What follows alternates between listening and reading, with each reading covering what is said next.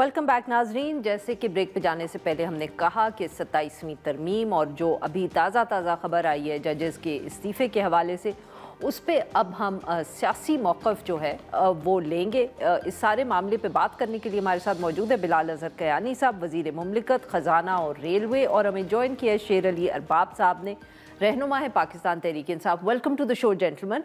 जी बिलाल साहब, 2 जजेस के इस्तीफ़े आ गए सर, सुबह से ही क़यास सराई चल रही थी, आप लोग हुकूमत में भी एक्सपेक्ट कर रहे थे?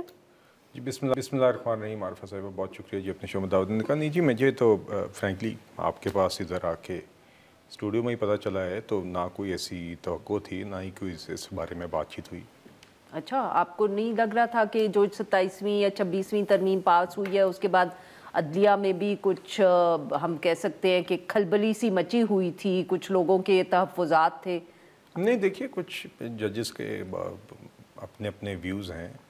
एक हमने देखा है कि दीगर अमूर पर डिवीज़न बेंचेस रही है या डिवीज़न बिटवीन जजेस रही है, तो वो तो व्यूज़ का हमें पता था। बट आज I am not entirely sure, मैंने भी बाकी खबर देखी कि उन्हें शायद आपसे ही मुझे पता चला है न्यूज़ के थ्रू कि यहाँ पे रेजिग्नेशन की खबर आई, बट नो बिफोर दिस हमारी कोई इस पे बातचीत ऐसी नहीं हुई थी। शेर अली अरबाब साहब, सर अपोजिशन को शायद ज़्यादा अंदाज़ा हो क्योंकि आप लोग भी इन तरामीम के ख़िलाफ़ थे, क्या आप लोगों को अंदाज़ा था कि अब जजेस की तरफ से, अदलिया की तरफ से ये रद्द अमल आएगा? ये वैसे एक तासुर था एक टाइम पे कि जी अपोजिशन और कुछ जजेस मिले हुए हैं और वो एक साथ ही कुछ करेंगे। नहीं, मैं ये नहीं कह रही सर, पर मैं जनरली कह रही हूँ कि जैसे बिलाल साहब कह रहे हैं उनको हमें नहीं था, लेकिन 26th कॉन्स्टिट्यूशनल अमेंडमेंट के बाद जो उनके तासुरात थे, और उसके बाद भी जब 27वीं आईनी तरमीम की बात चली, और कैसे चली, बिलावल भुट्टो जरदारी की ट्वीट से ही चली थी ना। उसके बाद मुझे याद है, एंड आई होप कि कियानी साहब was not one of them, कहा गया था कि जी ये तो सिविल सोसाइटी भी उसमें ऑन बोर्ड होगी और पता नहीं और कौन कौन ऑन बोर्ड होंगे, तो हमने देख लिया कि कितने ऑन बोर्ड हुए। जजेस जो हैं, जिन दो जजेस साहिबान ने इस्तीफ़ा दिया है, उनके resignation letters I don't know, थोड़े बहुत तो मैंने स्किम किए हैं, लेकिन अतर मिन्नल्लाह साहब की एक लाइन में कि जिस आइन का मैंने ओथ लिया था, that is no more. So that is the understanding or the interpretation of a judge. A damning resignation? That's his view. He's one judge among several, so that's his view जी। I mean he can write what he wants. Sir कुछ इत्तलात हैं कि और भी शायद जजेस कुछ इस्तीफा दे देंगे? जी मेरे इल्म में तो नहीं जी। देखिए, नहीं मैं ये नहीं कह रही आपके इल्म में, मैं ये पूछना चाह रही हूँ सर कि अगर और जजेस के इस्तीफे आ गए तो क्या हुकूमत के लिए वो कोई एक इशू होगा, कोई लम्हा फिक्रिया होगा? या देखिए जी, मुझे नहीं पता कि how if you are saying कि whether it's connected to the constitutional amendment या उस हवाले से, तो देखिए कॉन्स्टिट्यूशनल अमेंडमेंट तो सबकी तबियत तो साथ नहीं खराब हुई होगी ना, मतलब कि कोई नहीं, वो उनकी मर्जी। देखिए but it is not their prerogative to decide this, simple as this. देखिए it is the prerogative of the parliament. पिछले साल भी 26वीं आईनी तरमीम जब आई थी तो उसमें भी आगाज़ जो था वो कॉन्स्टिट्यूशनल कोर्ट की ही बात से हुआ था, और ये कॉन्स्टिट्यूशनल कोर्ट की कोई बात नहीं है, चार्टर ऑफ डेमोक्रेसी के वक्त से आ रही थी, और पिछले साल भी स्टार्टिंग पॉइंट यही था। और उस टाइम पे 2/3 कंसेंसस की हद तक, चूँकि उस टाइम पे मौलाना साहब was also part of the process, उस टाइम पे तो फ्रैंकली जो 26वीं आईनी तरमीम हुई थी उसको PTI ने भी इवेंचुअल मुसवदे को इंडोर्स किया था। सलमान राजा साहब ने उन्होंने कहा था कि हम एक और रसूल के तहत तो वोट नहीं दे रहे, मगर हम मौलाना साहब के मशहूर है कि मुसवदा हमें वैसे इसमें कोई ख़ास एतराज़ नहीं है।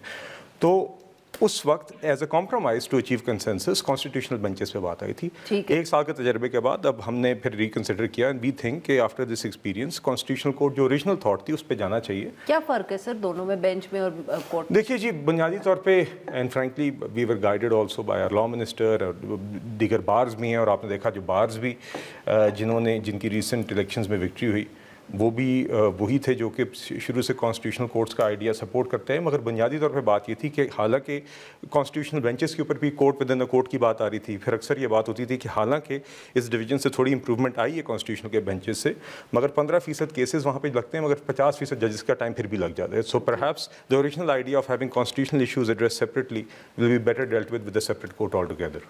सर विद ड्यू रिस्पेक्ट, अभी इन्होंने कहा कि एक जज का व्यू है, अभी कियानी साहब ने कहा दैट्स हिज व्यू, और शुरू में जिस तरह बिलावल भुट्टो जरदारी के ट्वीट के बाद डिस्कशन हुई, I think I heard Rana Salamullah साहब भी और कुछ और भी अंजुम वकील साहब भी थे, आई एम नॉट रॉन्ग, कि जी इसके ऊपर तो बड़ी डिलिब्रेशन होगी, आप आइन में तरमीम कर रहे हैं, आप कोई किसी एक्ट में या किसी रेगुलेशन में कोई तरमीम नहीं कर रहे, اور اس کو جس طریقے سے اور جس سپیڈ سے 2-3 دنوں میں نکالا گیا, تو یہ process in it self is a question mark کہ آپ جو ہے, اور اس کے اوپر ریئیکشن بھی آ گیا ہے 2 ججز کا, اور آگے کیا کیا ہوگا. سو آئی تھنک یہ طریقہ کار بالکل غلط ہے. آپ کو طریقہ کار سے سر اعتراض ہے یا دونوں؟ ترامیم سے؟ ایون اگر آپ یہ جو 243 آپ لوگ تو پارلیمنٹ سے اٹھ کے چلے گئے, کوئی شور وور نہیں ڈالا, بلاک کرنے کی کوشش نہیں کی, اس کو I'm coming to that. میرا وہ ہے تو ایک لائن ہے, اس کو میں ذرا بتا دوں, اس کے بعد اس پہ بھی آتا ہوں. دیکھیں جس طرح سے آپ 243 کو دیکھ لیں, مطلب بہت سے ایسے لوگ ہیں جو آرگو کرتے ہیں کہ 243 جو ہے اس یہ چیف آف ڈیفنس سٹاف جو ہے, آپ نے ایک ہی عام کو دے دیا کہ ہمیشہ جو بھی آرمی سے آئے گا وہی جو ہے چیف آف ڈیفنس سٹاف بنے گا. یہ باقی جو آرمز ہیں انہوں نے بھی, تو اگر آپ ہمارا جو کانفلکٹ دیکھیں, برنٹ جو مینس وہ ہوئے تھے تو ایئر فورس نے کیے تھے, وہ جہاز رفالے تو سارے ایئر فورس نے کرائے تھے. تو وہ ایک چیز ہے. دوسری بات یہ ہے کہ یہ آپریشنل ایڈمنسٹریٹو لیول چیزیں ہیں. Why would you want to hard code this into the constitution? ہماری یہ بالکل, یہ کوئی ویلڈ پوائنٹ ہے. لیٹ می میک اٹ, ہم یہ اسیوم کرتے ہیں کہ جی ابھی جو موجودہ آرمی چیف ہیں حافظ صاحب, ہی مینز ویل اینڈ سارا کچھ ہے, آپ نے ان کو امیونٹی بھی دے دی. کل کو کوئی اور ان کی جگہ آتے ہیں, اوبیسلی کبھی تو کوئی اور بھی آئیں گے نا, قریب نہ ہو کہ if he doesn't have that if he doesn't have that intention, تو ان کو تو استثناء بھی حاصل ہے, ان کو کوئی ہٹا بھی نہیں سکے گا, پھر کیا کریں گے. سو اسی طرح اگر آپ ان کا دیکھ لیں تو بہت سے لوگ یہ بھی کہتے ہیں کہ it is going to be, اس میں تو ہوچ پوچ ہو جائے گا, بیکاز یہ چیزیں بھی آپریشنلی ٹیسٹ بھی نہیں ہوئی کہ یہ چیف آف ڈیفنس فورسز جو ہے اس کا نہ کوئی وار گیمنگ ہوئی ہے, نہ پریکٹس. کل کو جنگ خدا نخواستہ کوئی کانفلکٹ ہو, یہ جو پورا ایک اپریٹس ہے یہ چل نہ جائے, تو پھر آپ دوبارہ ایک پروسیس کریں گے, آئین میں تبدیل لے کے. سر کیا ضرورت محسوس ہوئی ہے آپریشنل چیزیں تبدیل نہیں جی, آپریشنل تو بالکل نہیں ہے جی. دیکھیے پچھلی جو جنگ, تو کیا ہے سر؟ نہیں اب الاؤ می, اگر آپ اجازت. نہیں سر, میں تو ویسے کہہ رہی ہوں کہ اگر آپریشنل نہیں ہے تو کیا, کیوں ہمیں تو یہ بتایا گیا کہ یہ آپریشنل. دیکھیے بات صرف آپریشنل کی ہے, انسٹیٹیوشنل ایک اسٹرکچر ہے. پچھلے سال عملی طور پر جو جنگ ہم پر مسلط ہوئی اور ہم جیتے, اس میں بنیادی طور پہ فیلڈ مارشل نے اس ساری وار پلاننگ کو آپریشنل سطح پر لیڈ کیا. اور پھر اس کے بعد یہ, جو کہ اس ٹائم پہ تو انہوں نے in his capacity as chief of army staff اس کو لیڈ کیا, but then given the current defence requirements, اور آپ دیکھ رہی ہیں جس طرح دفاع کا بھی ایک نیچر تبدیل ہو گیا ہے, دفاع کے تقاضے تبدیل ہو گئے ہیں, تو اٹ واز فیلٹ کہ اب اس اسٹرکچر پہ ہمیں آنا چاہیے جہاں پہ ایک clear chief of defence forces ہوں, جو کہ اب آئین کے اندر who will also concurrently be the chief of army staff. مگر دوسری بات جو آپ پہلے کری تھی, مجھے allow me, میں تو شیر علی بابا صاحب سے یہ کہنا چاہوں گا, بھائی ہیں, کہ جو باتیں نے یہاں پہ کی تھی ان کو اسٹینڈنگ کمیٹی میں کرنی چاہیے تھی. یہ پی ٹی آئی کا ایک وتیرہ بن گیا ہے کہ ٹاک شوز پہ آ کے بیان دینا, مگر جو ریلیونٹ فورمز ہے وہاں پر نہ جانا. میں اس کمیٹی میں 2 دن موجود تھا, ایک آرٹیکل پہ بحث ہوئی ہے. ہم نے بار بار ان سے پہلے بھی کہا آپ اس پروسیس میں آئیں, آپ وہاں پر آ کے گائیڈ کریں, آپ ڈس ایگری کریں, آپ اپنا پوائنٹ آف ویو دیں, مگر یہ وہاں پر نہیں آئے. اسی طرح جس طرح جعفر ایکسپریس حملے کے بعد ان کیمرہ سیکیورٹی بریفنگ بھی نہیں آئے. اسی طرح جس طرح ان کے سی ایم کے پی کہتے ہیں کہ جی ہم سے مشاورت نہیں ہوتی, جب پرائم منسٹر بلاتے ہیں ایپیکس کمیٹی میں وہاں پہ یہ آتے نہیں ہیں. تو کاش اس پروسیس کا حصہ ہوتے. پروسیس بالکل آئین کے تقاضوں کے مطابق ہوئی ہے, کیبنٹ نے اپروو کی, سینٹ میں لے ہوئی, 2 دن دو جوائنٹ اسٹینڈنگ کمیٹیز میں ڈسکس ہوئی, جہاں پہ ان لوگوں نے نہ آنے کا فیصلہ کیا. اب آپ اس سے بہتر تھا کہ ٹاک شوز میں نہ آتے, وہاں پر آ جاتے جہاں پہ عملی طور پہ آپ کی انپٹ بنتی تھی. میں یہ پوچھنا صرف آپ سے چاہ رہی تھی کہ جو انہوں نے بات کی وہ صحیح تھی کہ اب ہمیشہ جو چیف آف ڈیفینس ہوں گے وہ آرمی چیف ہی ہوں گے؟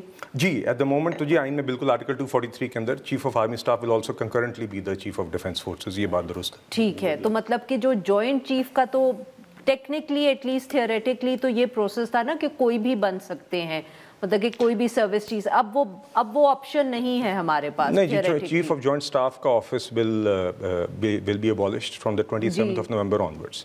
تو اب یہ چیف آف ڈیفینس فورسز چونکہ ہماری army is also the largest of our 3 forces, اور پچھلی دفعہ آپ نے دیکھا کہ چیف آف آرمی اسٹاف نے جی کنونشنلی نہیں in terms of number of troops as well جی, تو اسی لیے دس واز فیلٹ کہ آج نہ صرف یہ کہ تینوں operational forces but also given that the nature of defence has changed, whether it is space, whether it is cyber warfare, تو اسی لیے ایک for unity of command chief of defence forces का एक office was conceived and we feel कि पिछले साल जो अमली तौर पर एक किरदार फील्ड मार्शल आसिम मुनीर ने अदा किया था जंग में, उसी को ही इन अ वे आप कॉन्स्टिट्यूशन में ऑपरेशनलाइज कर रहे हैं और उसको एक इंस्टीट्यूशनल स्ट्रक्चर दे रहे हैं जी। ये एक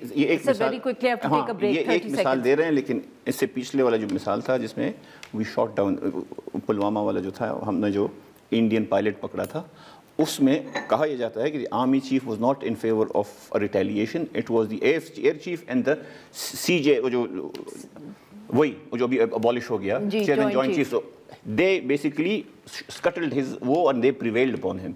सो मतलब है कि वो ऑफिस इतना वो भी नहीं था। अब जो है अब इंतहाई जो है वो सिंगल फैसले होंगे, लेकिन अल्लाह खैर करे। जी नाज़रीन, यहाँ पे लेते हैं एक छोटी सी break, will be right back.